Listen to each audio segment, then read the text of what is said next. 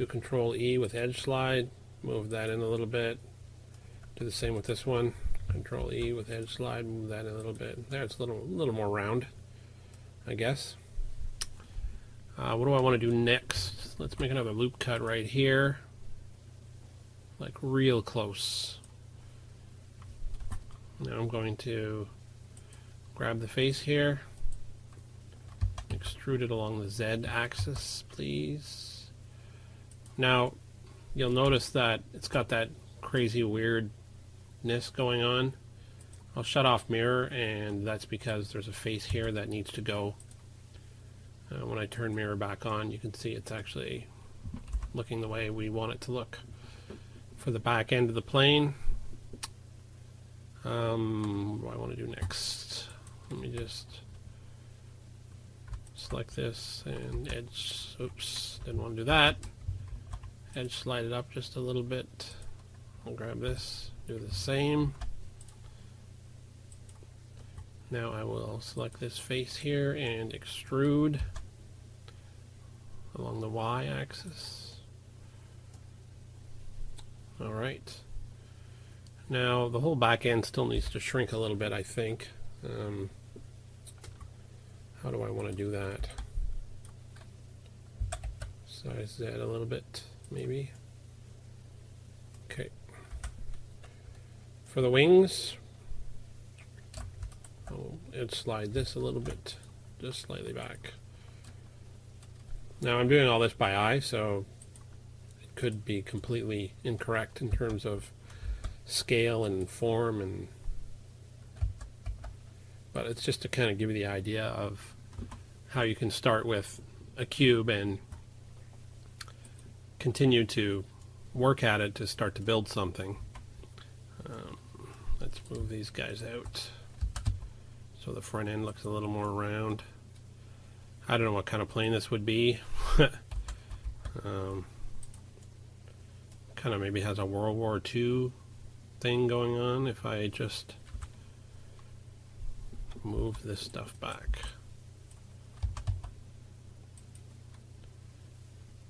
And what else do I need to do? I need to Control plus here. I'll grab this along the Y axis a little bit. I don't want these actually as part of it.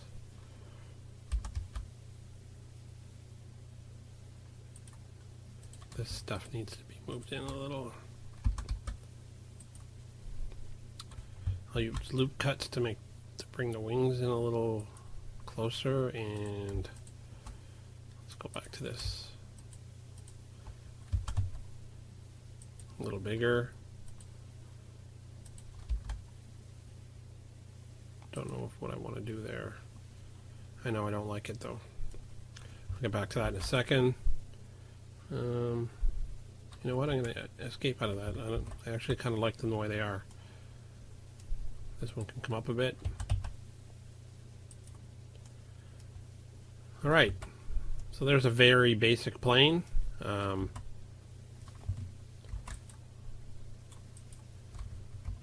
With the wings in so they're nice and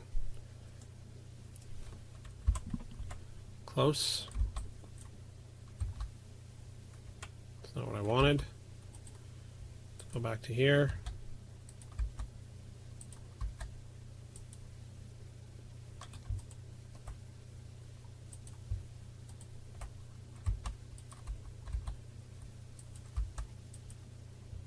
Well, it looks rather odd actually. Hey, look, a bird.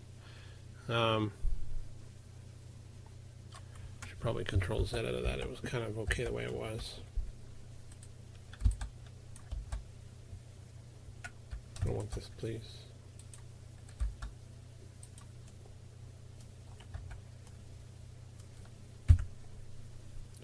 So there you have it, the beginnings of a very basic plane.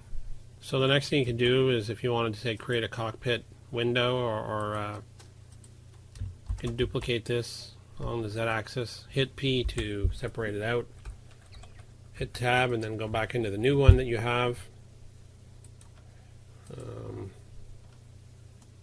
So what have we got here? Grab X, or sorry, Y. Extrude along the Z axis.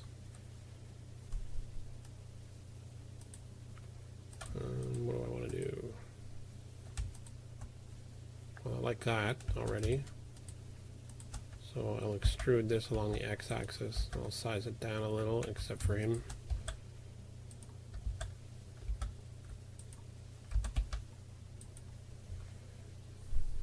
And then I'll extrude this down. I'll fill this in. Do the same for this side. Oops. Fill it in. It's the beginnings of a cockpit. Go to the side view. Kind of arches down. It's a little flatter at the back, so I'll size it along the X. That's just not what I wanted to do.